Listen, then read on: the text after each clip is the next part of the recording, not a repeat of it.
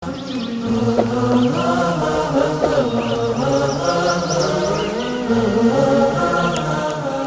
آیات قرآن اطلاعاتی درباره مسائل علمی و اخباری درباره آینده و حقایقی که کسی در آن آگاهی نداشته بیان شده است. شناخته شدن چنین اطلاعاتی با سطح دانش و تکنولوژی آن دوره امکان پذیر نبوده است. بدیهی است که این امر مدرک روشنی است بر اینکه قرآن کلام انسان نیست. قرآن کلام خداوند قادر است که آفریننده همه چیز و همه کس است و علم او تمام آفرینش را در بر می‌گیرد.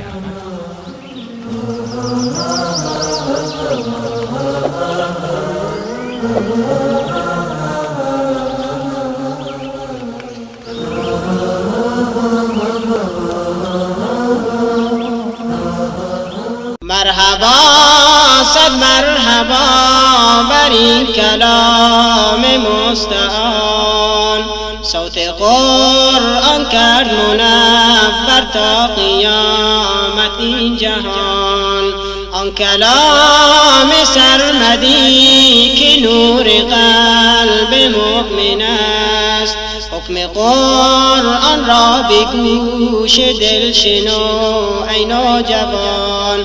حکم قرآن را به گوش دل شنو ای نوجوان. مرحبا صد مرحبا بر این کلام مستعان، صوت قرآن کرد منور تا قیامت این جهان. آن کلام سرمدی که نور قلب مؤمن است، حکم قرآن را به گوش دل شنو ای نوجوان. ای محمد صد سلام بر تو ز گلزار برین، از خداوند کریم و از ملائک اجمعین.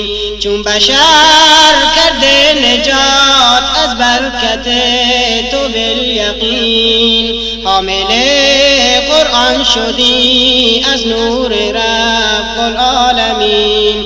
حامل قرآن شدی از نور رب العالمین. مرحبا صد مرحبا بر این کلام مستعان، صوت قرآن کرد منور تا قیامت این جهان.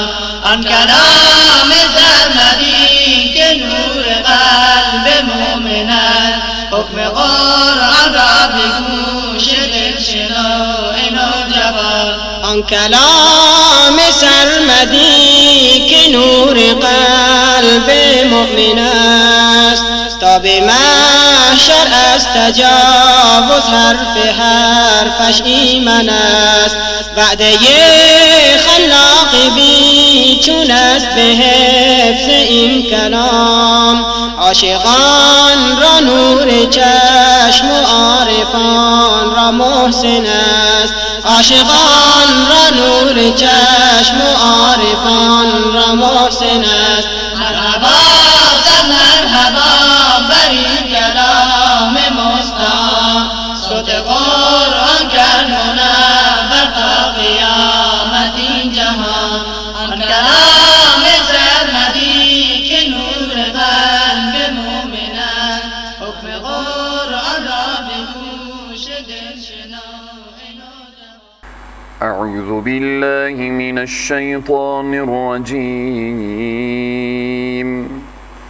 بسم الله الرحمن الرحیم.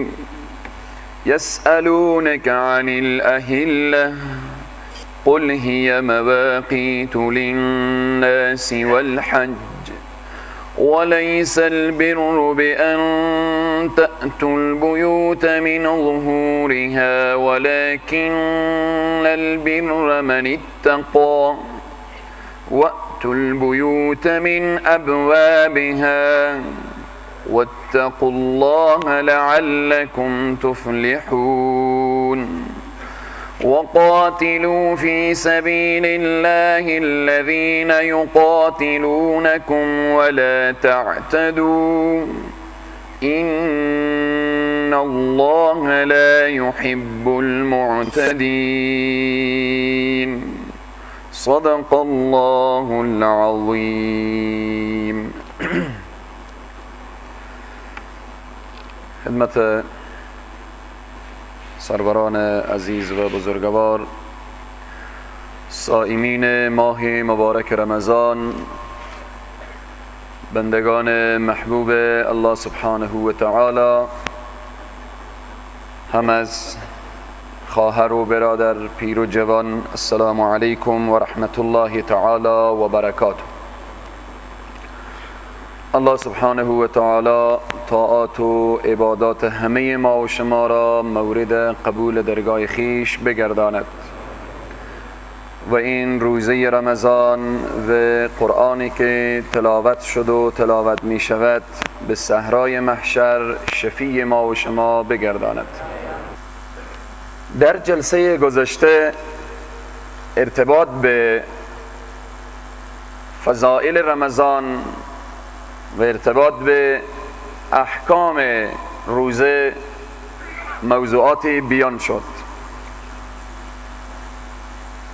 حالا در آیه 189 از آیات سوره بقره قرار داریم. قبل از این که به ترجمه و تفسیر این آیات بپردازیم چند نکته اشاره میکنم. اولا ماه مبارک رمضان ماه خیره، ماه برکته، ماه زهد و تقوایه، ماهیه که نمی شود با یک جلسه و دو جلسه و 10 جلسه فضائل این ماه را ما بیان کنیم. همین قدر کافی هست که رسول معظم اسلام صلی الله علیه و سلم شخصیتی که خدای تبارک و تعالی گناهان ما قبل و ما بعد رسول الله صلی الله علیه و سلم اشاره میکنه که ای پیامبر ما بخشیدیم. پیامبر معصوم هست، پیامبر اکرم صلی الله علیه و سلم رحمت للعالمین، پیامبر اکرم صلی الله علیه و سلم دارای خلق عظیم، رسول معظم اسلام صلی الله علیه و سلم فضائل زیادی دارن و جایگاه و مقام بلندی دارن. بهترین انسان که یک طرف که بگیم اشرف مخلوقات یا اشرف انسانها، بهترین پیامبر یعنی سردار انبیا علیهم السلام، باز هم دعا میکنن در رجب و شعبان که اللهم بلغنی، ای الله برسان مرا به رمضان. یعنی رسول الله صلی الله علیه وسلم تشنه رمضان بودن، عاشق رمضان بودن، انتظار رمضان را میکشیدن و ما و شما هم انتظار رمضان را میکشیدیم و رمضان آمد. 1 هفته از رمضان گذشت، امروز 8 روز می شود که از رمضان سپری می شود. خوشا به حال کسی که از این مهمان درست و صحیح قدردانی کرد و خوشا به حال کسی که پذیرایی درست و صحیح داره. خوشا به حال تو پدر موسفید، خوشا به حال تو جوان، خوشا به حال تو خواهر و برادر که از این مهمان الله سبحانه و تعالی، که این مهمان از طرف رحمان آمده تا من و تو درست و صحیح از او میزبانی کنیم. خوشا به حال تو کسی که درست پذیرایی کردی و پذیرایی میکنی. اما جوانهای زیادی پرزه دادن و ما کتبی و شفوی مطلع ساختن که در گوشه و کنار بعض انسانهای ناآگاهی پیدا می شود که روزه میخورن. اما یک توصیه برای او اشخاصی که عذر شرعی ندارن، مریض نیان، مسافر نیان، خلاصه در حالت حیض و نفاس قرار ندارن و اونها روزه ماه مبارک رمضان اگر میخورن، اگر از ما پرسان کنن که بدبخترین انسان در روی زمین کیست، بدبخترین انسان، کم سعادتترین انسان، انسانی که از خیر کثیری محروم شده کیست، جواب یک کلمه داره که آن انسانی که بدون عذر روزه ماه مبارک رمضان رو بخوره، بدون این که مشکلاتی داشته باشه. کارگری مشکلات نیه برادران عزیز و بزرگوار. بعضی انسان ها اشاره کردن گفتن بعضی از کارگرها، اما خوشا به حال تو کارگر که کار میکنی و روزه داری، خوشا به حال تو، خدای تبارک و تعالی این سعادت در نصیب تو کرد.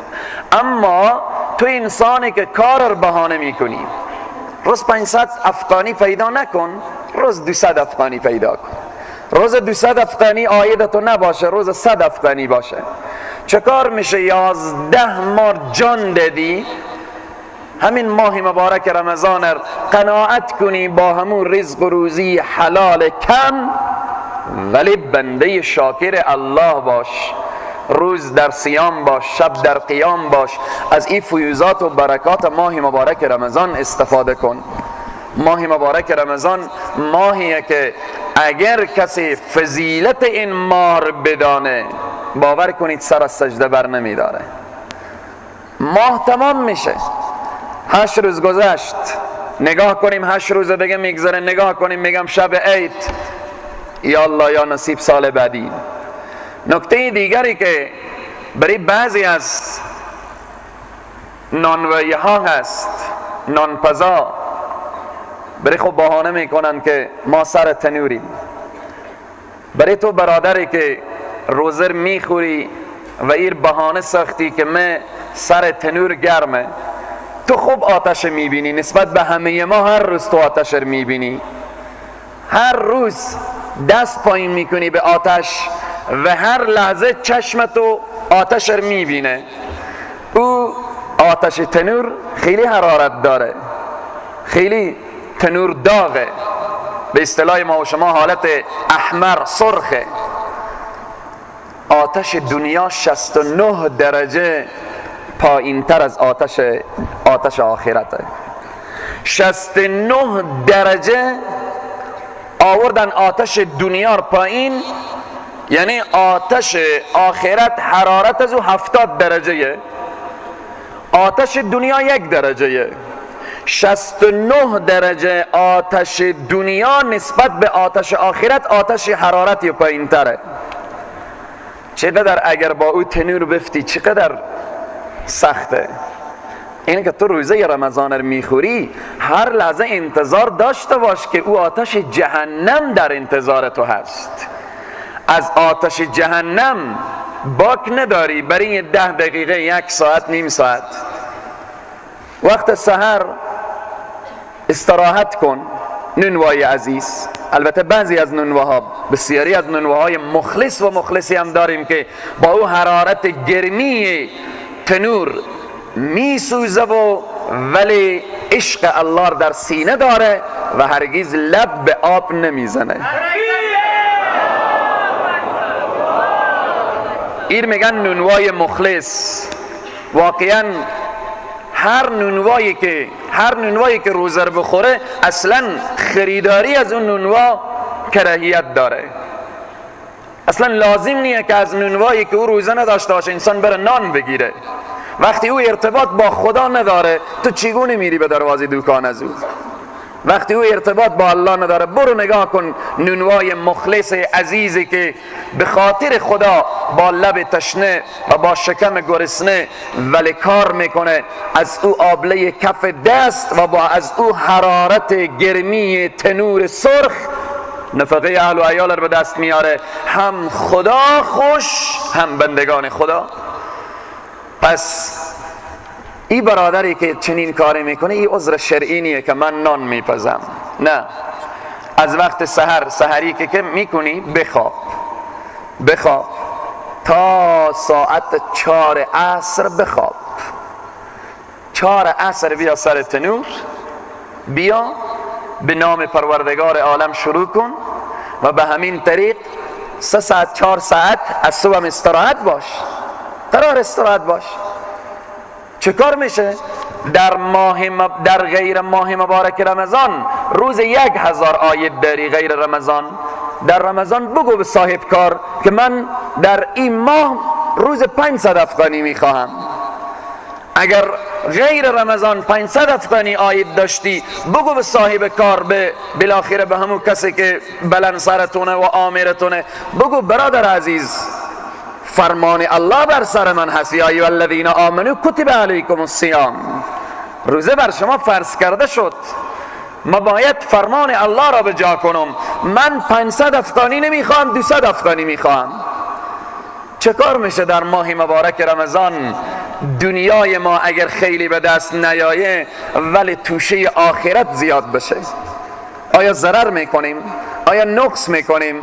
آیا اگر آخرت ما آباد بشه آیا ضرر میکنیم؟ اگر این دنیای فانی ما، اگر این دنیای فانی آباد نشه و آخرت که جاویدان همیشه او آباد بشه، انسان ضرر میکنه؟ پس چرا اینقدر یقین و باور؟ دیروز یکی از مهندس ها گفت یکی دو کارگر رو میخواستم تهدید کنم، گفت از من پنهانی رفتن آب خوردن. از یک مهندس سرکاردار میترسی؟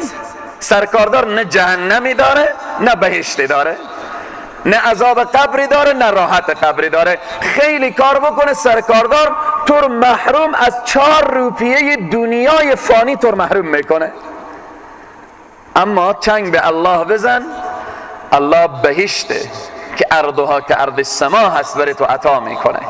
بناهن این توصیه برای او عزیزانی که تا به حال غافل بودن و نمیدانستن، توصیه من هست که رسول الله صلی الله علیه وسلم میفرمایند اگر کسی تمام عمر خود روزه بگیره و یک روز در رمضان قصدن بخوره، نمیتونه جبران او یک روز بکنه. اگر کسی یک روز قصدن بخوره بعدا تمام عمر خود روزه بگیره نمیتوانه جبران آن روز را بکنه. پس به این از سروران عزیز و بزرگوار، ماه رمضان ماهیه که یک مکتب هست، مار میسازه، درس تقوا میده، درس عزت میده، درس استغنا میده، درس سخاوت میده، درس شجاعت میده، درس بردباری میده. ماه مبارک رمضان ماهیه که باید از این ماه خیلی استفاده بشه، خیلی استفاده باید بشه. سروران عزیز و بزرگوار، یک مثال اشاره می کنم، اگرچه در لابلای بحث ها مثال می آمد، مثال اشاره می کنم چون عمال وقتش هست. در موسم پستلیق، موسم پسته، انسان هایی که میرن به پسته زدن، اگر کسی در جمع ما باشه و پسته رفته باشه خوب میدانه، و اگر نرفته باشه ما و شما هم خوب میدانیم که خلاصه در موسم پسته کسانی که میرن به پسته زدن چی حالتی دارن. سوال میکنم کسی که میره در پسته به پسته زدن، چون موسومی داره، فصلی داره، 5 روز، 10 روز، 2 روز، هر چی که هست، همه انتظار میکشن که موسم پسته بیایه. وقتی که در پستلیق داخل شدن و به اصطلاح امروزی که میگن شول بشکه است، وقتی که شول بشکنه، آیا در اثنای پسته زدن، در اثنای پسته زدن چه کار میکنن؟ یک نفر میگیره یک پتک آب، همون مشکولر، به گردن میبنده تا در اثنای پسته زدن برای از اینقدر فرصت نیه که پایین بشه بیای آب بنوشه. فوراً چه کار میکنه؟ در سر درخت و در حالت پسته زدن، همین که تشنه میشه یک قطره آب مینوشه، شروع میکنه به پسته زدن. در وقت غذا خوردن بسیار غذای عادی به معمولی، اگر کسی در اثنای پسته زدن در پستلیق در اونجی هر لحظه پایین بشه بیای آب بنوشه، اگر دوستا و آشنا بیاین بگن برادر بیا که با هم دیگر قصه کنیم، چی میگه؟ میگه من به قصه کردن نیامدم، به پسته زده آمدم. اگر یک برادری بگه بیا که امروز چاشت خوب دیگ بپزیم، یاری میگه برادر دیگ بم خونه من بود، همه امکانات بود، اما لحظه به لحظه وقت پسته زدن را استفاده میکنه.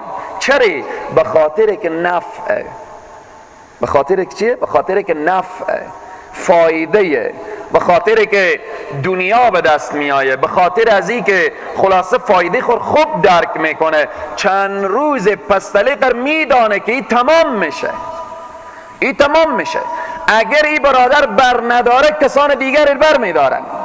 تلاش میکنه تا ذخیره که همراه خود داره پر کنه، تا ذخیره که همراه خود داره پر کنه.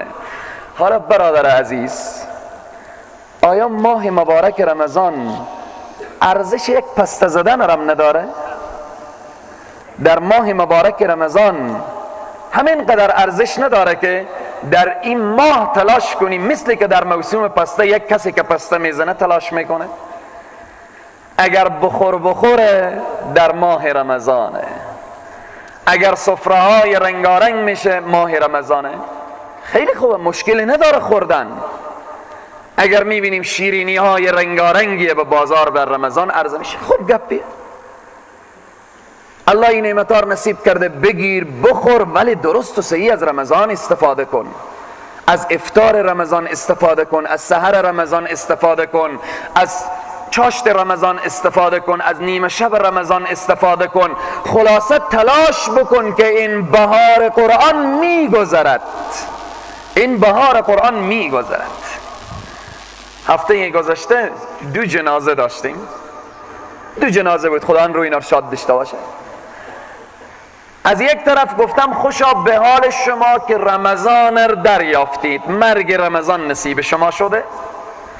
از یک طرف دیگه گفتم خدایا اگر اینها چند شب از رمضان را سپری میکردن چقدر توشی آخرت از اونا بیشتر و بیشتر میشد.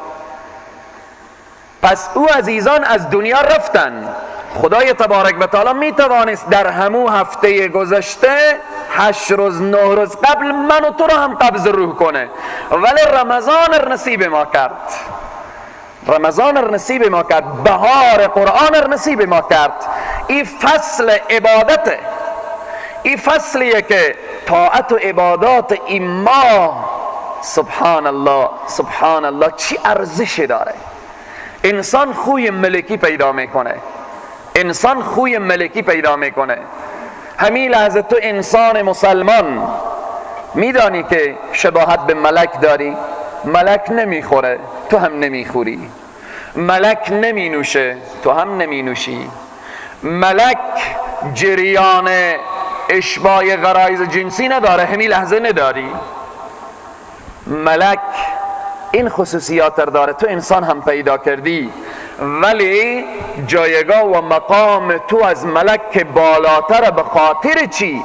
ملک اشتها به خوردن نداره، ملک اشتها به نوشیدن نداره، ملک اشتها به همسرداری نداره، ولی تو انسان مسلمان داری.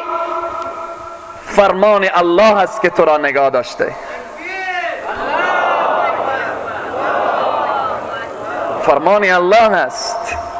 این عشق داستان لیلی و مجنون که وقتی بزرگان و اینها در کتابها و عرفا و اینها نقل میکنن که فقط مجنون یعنی دیوانه در انتظار فرمان لیلی بود که لیلی برایش چی میگه، معشوق برایش چی میگه. ماه مبارک رمضان همه برنامه عشق مجنون و لیلی هست. الله فرمان داده که نخور، ای الله اطاعت نمیخورم. الله فرمان داده ننوش، ای الله نمی نوشم.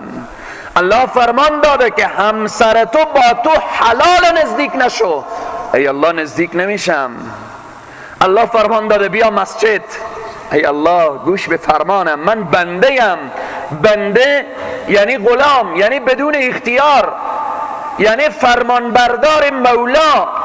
ای مولای من، ای سید من، ای ذات اقدس الهی، هر فرمانی که تو بدی من به جان و دل میپذیرم.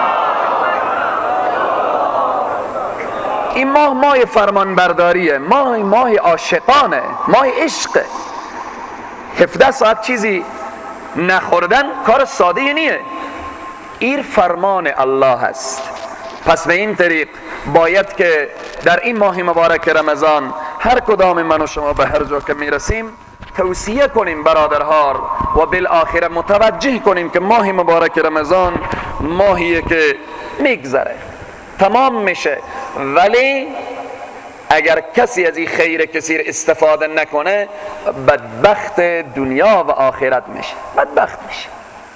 خدای تبارک و تعالی به برکت شما عزیزان موسفیدان جوانان، به برکت خواهر و برادری که از ابتدای رمضان روزه عاشقانه گرفتن، خدایا پروردگارا به برکت صائمین ماه مبارک رمضان، آنهایی که تا به این لحظه غافل بودن نمیدانستن و روزه ندانسته خوردن، ای الله از این لحظه برایشان توفیق صوم و قیام عنایت بفرما.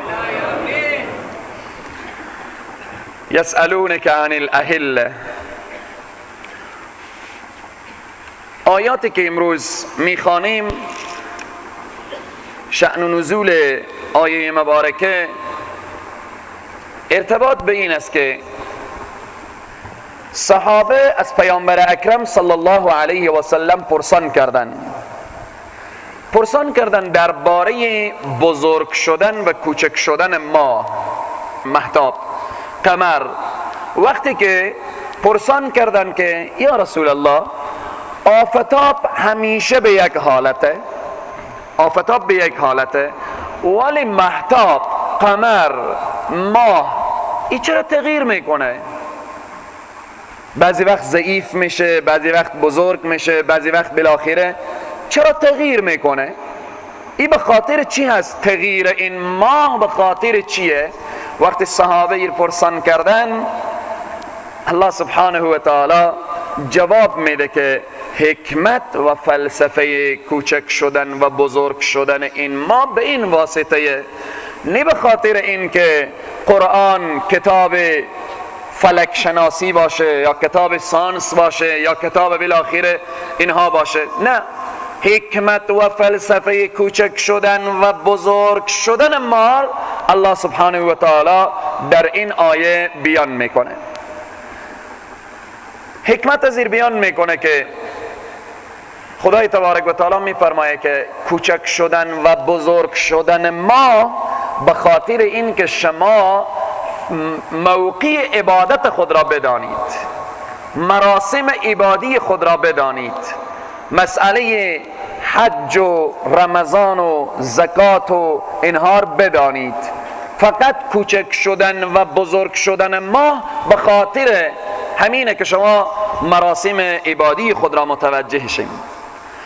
ارتباط به تاریخ، اصل تاریخ اسلامی ماه قمریه، اصل تاریخ ماه قمریه که امروز متاسفانه خیلی از مسلمان ها در کشور ما آشنایی کمتر ارتباط به ماهای قمری دارن. باید این متوجه باشیم که اصل تاریخ اسلام یا اصل تاریخ قمریه. از محرم شروع میشه به ذوالقعده و ذوالحجه، به ذوالحجه چه کار میشه؟ تمام میشه 12 ماهه. پس ماه شمسی، تاریخ شمسی و تاریخ میلادی اینها اصل تاریخ نیه. درست تاریخی شده، ما و شما میگیم 1391 این تاریخ شمسیه، ولی میگیم 1433 این تاریخ قمریه. این که میگیم 2000 و چند 2013 شده 2012 این تاریخ میلادیه. تاریخ میلادی از زمان میلاد حضرت عیسی علیه السلام، تولد حضرت عیسیه. تاریخ قمری از زمان هجرت پیامبر اکرم صلی الله علیه و سلم.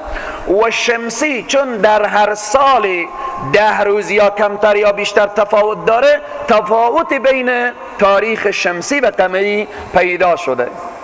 پس اصل تاریخ را دانستیم که اصل تاریخ قمریه، نه شمسی و میلادی.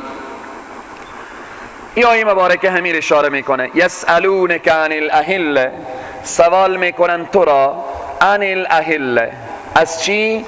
از اختلاف ماها. از اختلاف چی؟ ماها. اختلاف پیدا میشه، کوچک میشه، بزرگ میشه. این چیه؟ چی حکمت داره؟ قل بگو هی مواقیتو، این به خاطر اوقات، به خاطر میقات، وقتهای للناسی برای مردم ها تا مراسم عبادی خور بدانن بفهمن. یکی از جمله مراسم عبادی بیان کرده للناس برای مردم و الحج و برای مسئله حج، جریان حج. ارتباط به میقات که میگه باید بدانیم و متوجه بشیم میقات دو قسمه، یک میقات زمانیه، یک میقات مکانیه. میقات مکانی بیرون از حرم مبارک اماکنی تعیین شده که در کتاب‌های فقه مثل به نام ذات العرق، به نام یلملم و به نام مثلا از مردم مدینه منوره که میرن به نام ذوالحلیفه که از اونجا پیامبر اکرم صلی الله علیه و سلم احرام بسته کردن. اینها میقات مکانیه، از یک مکان. میقات زمانی، میقات زمانی ماهای حجه. مثلا بعد از این رمضان که تمام بشه میشه شوال، ذوالقعده، 10 روزم ذوالحجه، 2 ماه و 10 روز. اینها میقات زمانیه که شخص میتونه در این 2 ماه احرام حج ببنده و وارد حج بشه. قل هی مواقیت، اینا اوقات ها، میقات های برای مردمان و الحج و برای حج. وليس البر بأن تأتوا البيوت من ظهورها ولكن البر من اتقى وأتوا البيوت من أبوابها واتقوا الله لعلكم تفلحون. جریان دیگر این آیه بیان میکنه. شأن نزول این آیه مبارکه اینه که در دوران جاهلیت مردم که می آمدن به حج وقتی بر می گشتن، یک عده‌ای از مردم وقتی از مکه خارج می شدن می رفتن به طرف خانه های خود، جاهلیت دیگه، از دروازه خونه نمی رفتن. از کجا می رفتن؟ از بام بالا می شدن، پشت خانه زینه می گذاشتن، بالا می شدن بالای بام، از بالاخره از کلکین و پنجره خور به خانه می رساندن. ایر برای خود عبادت می دانستن، ایر برای خود می گفتن این کار ثواب داره. یا این مبارکه نازل میشه ولیس البر، نیه نیکویی، بأن تأتوا البیوت، این که درآیید در خانه ها، یعنی داخل شوید به خانه ها، من ظهورها، از پشت خانه ها. این نیکویی نیه که شما از پشت بوم بیاییم بریم به خانه. نیکویی چیه؟ ولکن البر، بلکه نیکویی اینه که من اتقا، کسی که از خدا بترسه. هر کس از خدا بترسه این نیکوییه. این چی ربط و ارتباطی داره که از حج بیا چکار کن؟ از پشت بام بالا شو بیا بالاخره به داخل خانه. واتوا البیوت من ابوابها، داخل شوید به خانه ها، من ابوابها، از دروازه های خانه. واتقوا الله، و بترسید از خدا، لعلکم تفلحون، تا اینکه رستگار شوید، کامیاب شوید. کامیابی در تقوای، کامیابی در خدا ترسیه، کامیابی به اینه که انسان فرمان الله رو درست و صحیح بجا کنه. این کامیابیه، این موفقیته، این سرفرازیه، این سربلندیه. در این آیه مبارکه مفسرین یک نکته اشاره میکنن که مسئله ثواب و گناه، ثواب و گناه این کار من و تو نیه که هر کس از پیش خود یک ثواب تیار کنه، یک گناه تیار کنه. این کار خدا و پیامبره. خدایه که به پیامبر دستور میده که تو و بندگان ما بگو که این کار ثوابه، این کار گناهه. مثل که امروز عرف و عادت عجیبی شده، هیچ اصل شرعی نداره. اگر کسی به قصد عبادت و ثواب این کار بکنه شرعاً گناهکار میشه. شرعاً گناهکار مثل همونه که از پشت بام بیایه به خانه. چگونه موسم حج وقتی حجاج میآین اولی که موترها حال مد شده گل زده میشه، اصل شرعی نداره. بعد از این تکه نشته میشه، اصل شرعی نداره. از همه مهمتر حاجی مستقیم میایه مثلا به زیارت حضرت خواجه صاحب، هیچ اصل شرعی نداره. ها طریق سنت مسنونه اینه که حاجی مستقیم بره به مسجد، هر مسافر از سفر میایه رسن بره مسجد 2 رکعت نماز بخونه، این اصل شرعی داره. اگر کسی ایر به قصد ثواب بگه ما باشه که از حج آمدم برم به زیارت حضرت خواجه صاحب، شرعاً گناهکاره. این انسان مستقیم از حج آمده، اولین گناهی که کرده این کار کرده. پس در از این قسمت این آیه مبارکه اشاره میکنه که ای مسلمان ها، ای انسان ها، ثواب و گناه از پیش خود اختیار نکنیم. به یک نفر نگیم که این کار ثواب داره این کار گناه داره در حالتی که موافق به شریعت نباشه. پس کسی که از پیش خود ثواب و گناه اختیار کنه شرعاً او چه کاره؟ او انسان گناهکاره. الله میگه واتقوا الله، بترسیم از خدا، ثواب و گناه از پیش خود اختیار نکنیم. ثواب و گناه به جامعه از نزد خود به جامعه تلقین نکنیم. اگر از لحاظ شرعی میفهمیم همین عمل ثواب داره بگیم، اگر میفهمیم گناه داره بگیم.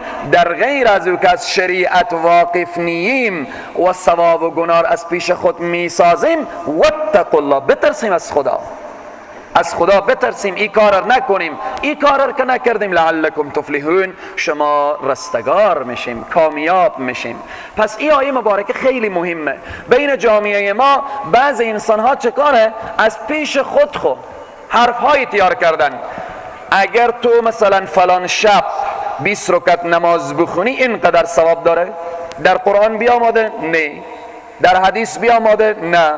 در فقها در کتابا بیان کردن؟ نه. خب این به کجا آمده؟ این به کدو کتاب بیان شده؟ پس این کار گناه داره شرعاً. هیچ کس نمیتونه از پیش خود ثواب و گناه تیار کنه تا زمانی که ثواب و گناه خدا و پیامبر بیان نکرده باشن. این خیلی مهمه که باید که خیلی دقیق متوجه باشیم. وقاتلوا فی سبیل الله الذین یقاتلونکم. این آیه مبارکه حکم جهاد در میده. آیه مبارکه حکم جهاد بیان میشه. پیامبر اکرم صلی الله علیه و سلم وقتی که از مکه مکرمه هجرت کردن